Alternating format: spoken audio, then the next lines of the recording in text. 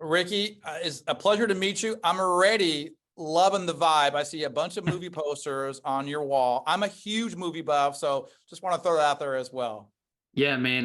That's my first passion. I love reality TV, but movies is definitely my jam. And Oh, been doing movies for a decade, reviewing movies for like a decade now. So definitely a big movie fan. What are some of your favorite movies, man?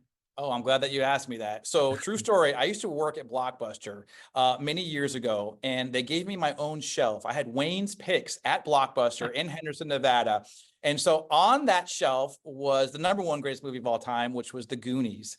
Another movie I had on there was Heat, the 1995 classic by Michael Mann. By the way, I see that you've got a newer David Fincher movie behind you called The Killer here. Yep. So, of course, Seven was a huge movie for me in the 90s. Those three right there, Goonies, Seven, Heat. I mean, Godfather is always obligatory, but I actually think Godfather 2 is superior. So I'm a huge movie buff as well. Yeah, I love that. We'll definitely have to connect after the tour about just movies alone. Oh, brother, Um, you are speaking my language, man. all right, let's take audiences back a little bit. How did you get cast to be on The Anonymous? Yeah, great question. I'm a huge fan of reality shows, and I often follow a lot of, previous shows and cast members. And I actually was following a previous cast member of Big Brother. Her name is Meg Malley. And Meg actually does casting today. And it literally, I just was on Instagram getting my scroll on, and I saw that she had advertised this new show. And I read the description and I was like, this is it. This is the one, because I had been wanting to do something like have an adventure of some sort. And when I saw the posting and the description, it just spoke to me. I'm like, you know what? I'm going to make this happen. And listen, dreams do come true, because I went through the process. It was very intense. And look at that. I made it. For sure. And I think one of the things that's interesting about you're entering the game is obviously you enter a little bit late, right? There's already groundwork laid by maybe alliance is already happening. Coming into the game a little bit late, did that maybe alter how you kind of prepared to play the game? Oh, absolutely.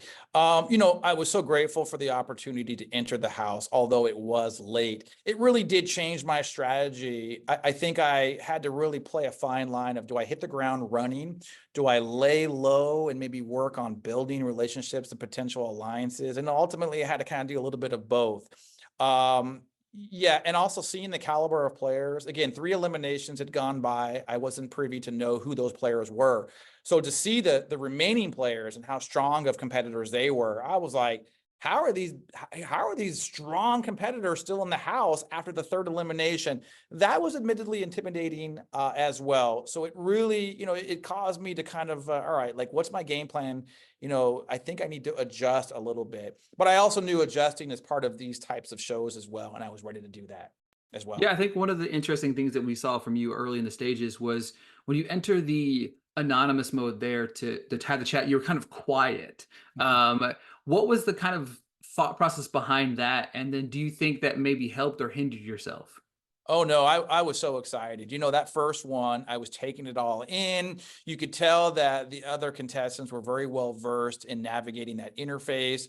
And I just sat back and I realized, with my given profession and my experience, what if the best thing I did was not say one word?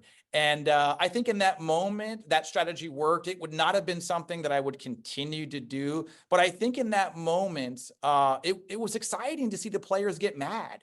It was exciting that people were like, who's this light bulb? Not, I loved it because I didn't have to say anything to make people that fired up.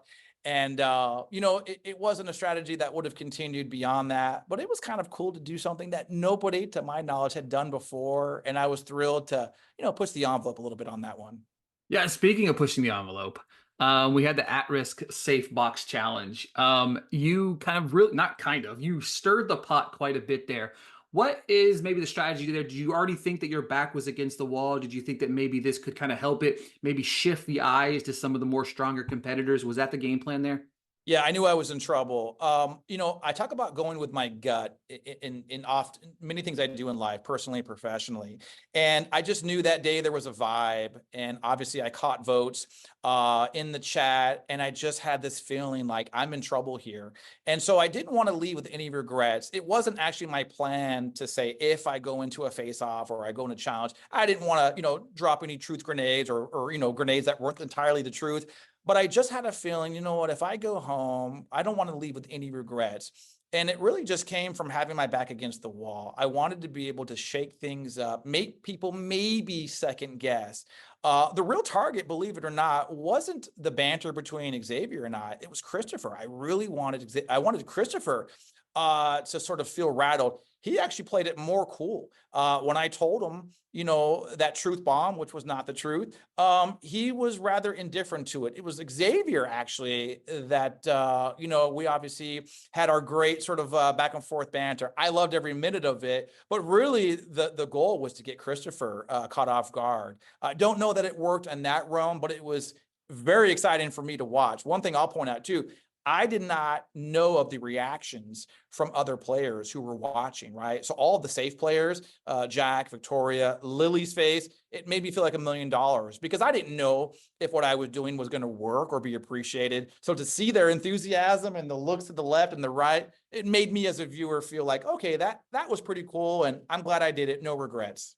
Yeah, for sure. Because honestly, everybody throughout this entire process so far had kind of, basically talk crap behind people's back because you're in the anonymous mode. But so you were the first person to bring that strategy to the forefront of the game. What's it been like watching it back, seeing things the way that seeing the things that you didn't see in the house?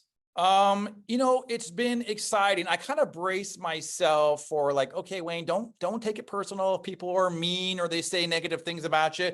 I didn't really see any kind of negativity. I was bracing myself more for that.